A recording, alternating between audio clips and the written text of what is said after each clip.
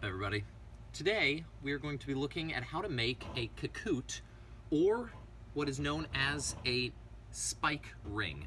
Now, the Kakute was a weapon developed and used by ninjas in the Chinese dynasties back in the Middle Ages.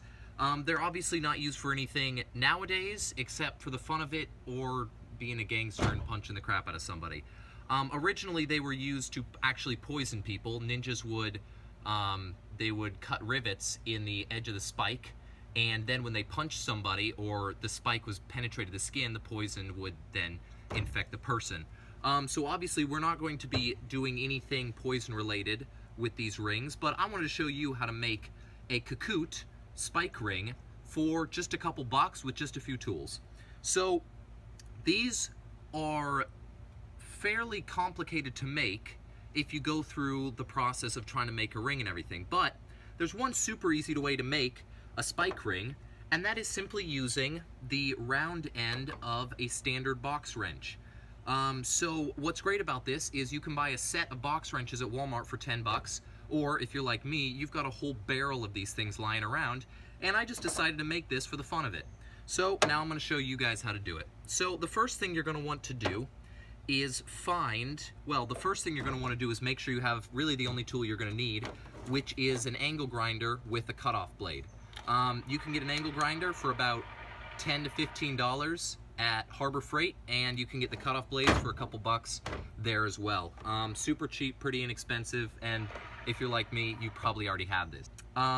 So you're going to want to start with your box wrenches, and basically you want to find the one that fits your finger. So I just started with the biggest one and went, oh crap, that's way too big. So moved down a couple of them, and looks like 3/4 actually fits my finger pretty well. Not too tight, not too thin. Now this obviously isn't going to be something you're going to be wearing every day because there's no point to it. But it is a fun thing for a costume or to show off to your friends, or I don't know, if you just want to be cool one day or weird one day, it really doesn't matter. So looks like the 3/4 inch box wrench is what I'm going to be using. So all you really have to do is decide how big you want the spike on your ring, because what you're going to do is you're going to take it and you're going to cut a triangle out of the metal. So first you're going to want to mark the height of your spike, then you're going to want to mark a little bit above that for where you're going to cut, because you're first going to separate the ring from the box wrench. So you're going to take the angle grinder, you're going to put this guy in a vise or on your tailgate, really whatever, and you're going to cut that off. So let's do that. Alright, so I've run power out here to my tailgate so that I can run the angle grinder.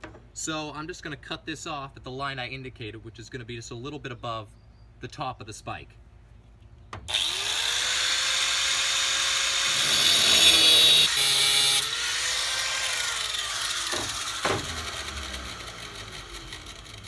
Oh, that's hot.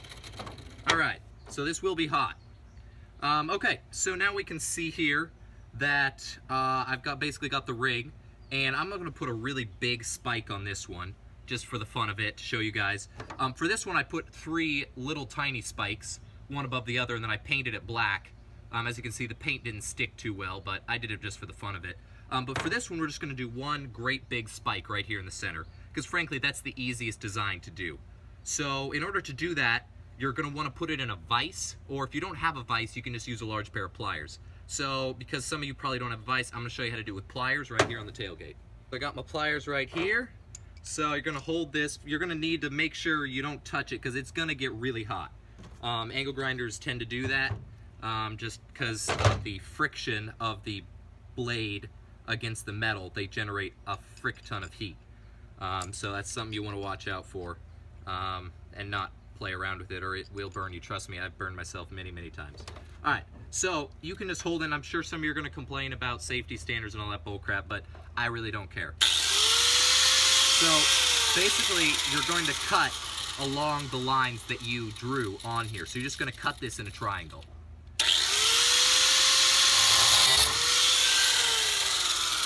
Alright, so there I got one side cut off. Now I got to do the other side.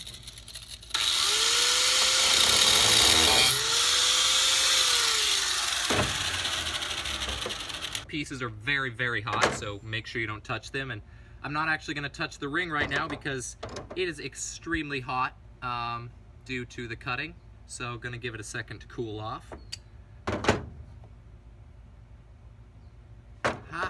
This ring is pretty much done. That's how easy this is. Now, you can take a little bit of time and you can get a grinding wheel, or if you have a bench grinder, that's easier. But you can put a grinding wheel on the angle grinder as well, and you can round off the tip. You could use the cutoff wheel to kind of round the point a little bit. Right now it's got kind of a chisel point on there. But I mean, all that's pretty much as you want. The ring is what it is right now. It's a fully functional spike ring. Fits right on my finger. It's pretty cool looking. I could paint it, could do whatever I want with it. I mean, you could put 5 of these on, have them on all your knuckles. You could do whatever you want. Now, theoretically, this still has the junctions inside the ring here. So obviously, this isn't an everyday wear thing. This isn't jewelry. This isn't something you're gonna wear around town. Though, if you wanted to, you could get a drill bit, a grinder drill bit, just the size of that, and you could smooth that out on the inside. I don't know why you would, because this isn't something you're going to wear around town.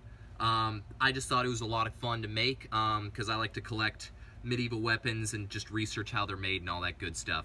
So, there you go. That is how you make the Kakute spike ring, used by the ninjas in Middle Ages and used today for no real purpose at all. And the best part about this is, this ring costs almost nothing to make. It looks pretty dang cool, and the part about it is, you still get to use the wrench. It isn't ruined, it isn't broken, it's good to go. There you have it. That's how you make the Kakute spike ring, used by ninjas, and now used by nobody. Have a great day. Comment, subscribe, questions, comments. Do your thing. Later, y'all.